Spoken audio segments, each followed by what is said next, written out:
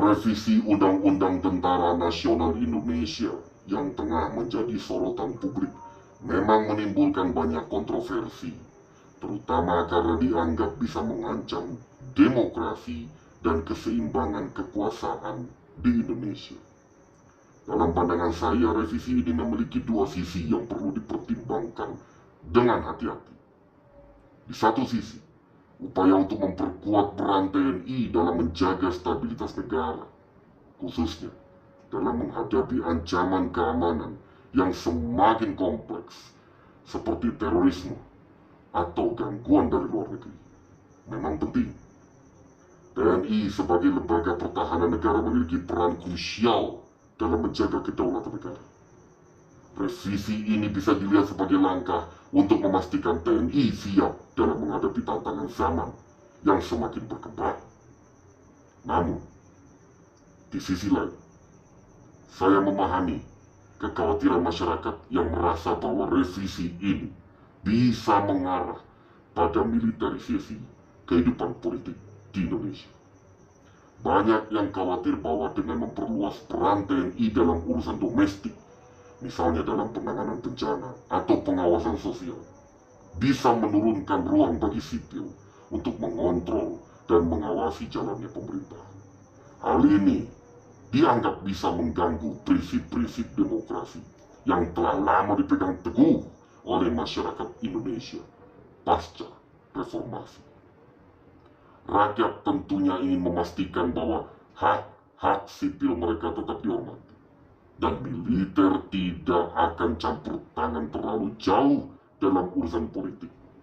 Oleh karena itu, saya rasa revisi undang-undang ini perlu dipertimbangkan dengan sangat cermat, dengan melibatkan dialog terbuka antara pemerintah, TNI, dan masyarakat untuk mencapai keseimbangan yang tepat untuk keamanan dan kebebasan sipil.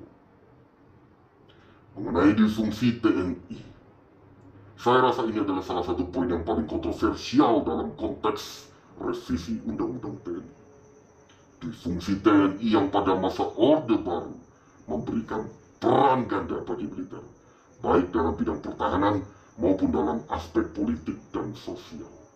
Memang memiliki dampak yang sangat besar pada struktur pemerintahan dan kehidupan masyarakat di Indonesia.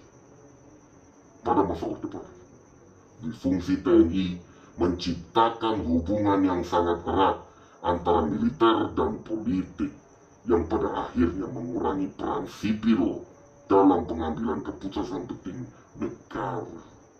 Dengan adanya kekuatan militer yang sangat dominan dalam kehidupan politik, banyak kebijakan yang diambil tanpa melibatkan partisipasi masyarakat secara luas, dan ini bisa mengekang perkembangan demokrasi.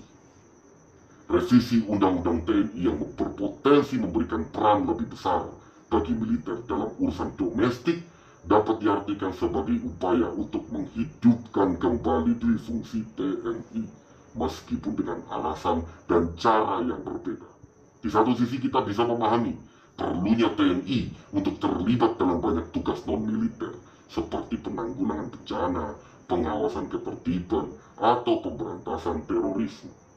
Namun hati-hati, di sisi lain kita harus ingat bahwa peran sipil dalam pemerintahan harus tetap dominan dan bahwa militer harus berada di bawah kendali rakyat sipil. Jika revisi undang-undang ini memberikan ruang bagi TNI untuk kembali ke posisi difungsi, maka sangat penting untuk memastikan adanya pengawasan yang ketat, transparansi, dan perlindungan terhadap hak asasi manusia. Rakyat harus tetap menjadi pengawas utama dalam proses politik, dan militer tidak boleh memiliki pengaruh yang terlalu besar dalam kehidupan sipil. Karena hal itu beresiko menggoyahkan prinsip-prinsip demokrasi yang telah diperjuangkan sejak reformasi.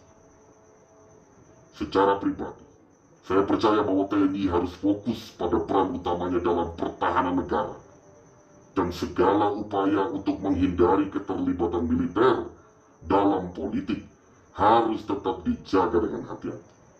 Tentu saja, TNI tetap harus siap dalam menangani situasi darurat atau ancaman dari luar. Tetapi keikutsertaan mereka dalam politik domestik harus dibatasi dengan jelas agar tidak merusak keseimbangan kekuasaan yang sehat di negara ini.